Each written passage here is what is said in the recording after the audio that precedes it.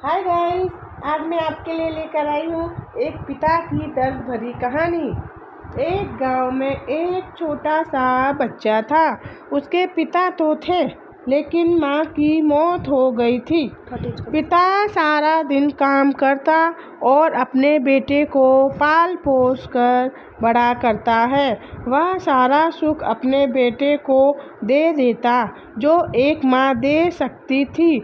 उस पिता ने कभी कुछ नहीं मांगा, सिर्फ इतना ही मांगा कि मेरे बेटे को कोई परेशानी ना हो। दिन बीतते गए, बेटा पढ़ लिख कर अच्छा जॉब भी करने लगता है और वह शहर में रहने लगता है। कुछ दिन बाद वह अपने पिता से मिलने आता है और कहता है, पापा, मुझे कुछ पैसों की ज़रूरत है। मैं चाहता हूँ कि शहर में ही ज़मीन लेकर अपना घर बना लूँ।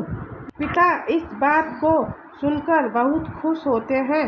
सोचते हैं कि मेरा बेटा है, एक ना एक दिन नाम करेगा। जिंदगी भर की बचाई हुई पूंजी को निकाल कर अपने बेटे को दे देते हैं। बेटा शहर चला जाता है और उन पैसों से अपना घर बना लेता है।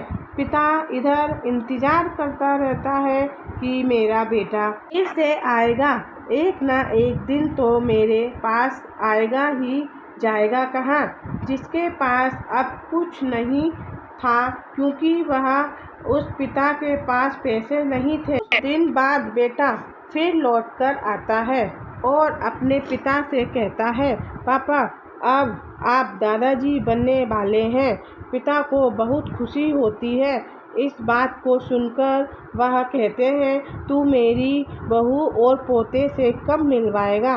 बेटा कहता है, बस पापा, थोड़े दिन और। मुझे कुछ पैसों की ज़रूरत है, क्योंकि आजकल थोड़ा जॉब में खींचतान हो रही है, जिसके कारण से मुझे कुछ दिन के लिए सस्पेंड कर दिया गया है। पिता के पास कुछ नहीं रहता है। पिता के पास कुछ नहीं रहता है देने के लिए, लेकिन फिर भी कहता है, अच्छा बेटा, तू रुक, मैं अभी आया कुछ पैसों का बंदोबस्त करके। पिता बाद में महाजन से कुछ पैसे उधार लेकर अपने बेटे को दे देता है और बेटा पैसे लेकर शहर चला जाता है। वर्षों गुजर जाते हैं। पिता सोचता है कि मेरा बेटा अब दादाजी बन गया हूँ। मेरा बेटा नहीं, मेरे नाती पोते कब लेकर आएगा। फिर सोचने लगता है, समय नहीं मिलता होगा, इसलिए मेरा बेटा अभी तक आया नहीं, वरना आया जरूर होता।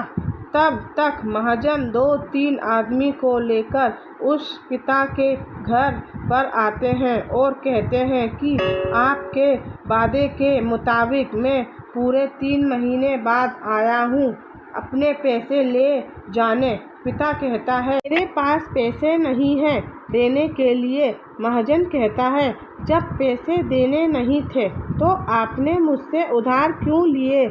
तभी पिता कहता है, ठीक है, रुको, मैं तुम्हारे लिए पैसों का बंदोबस्त करके आता हूँ।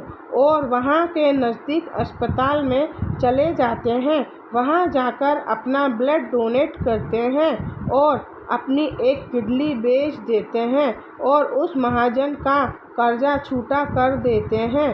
किडनी बेचने के बाद उनकी स्थिति भी खराब हो जाती है और वहाँ उस राह में जी रहे होते हैं कि मेरा बेटा एक दिन आएगा ज़रूर। इस आस में जीते जीते एक दिन पिता की मौत हो जाती है, परंतु उस बेटे को अपने पिता को आग देना भी नसीब नहीं हुआ। आपको ये कहानी कैसी लगी? लाइक, शेयर और सब्सक्राइब कीजिए।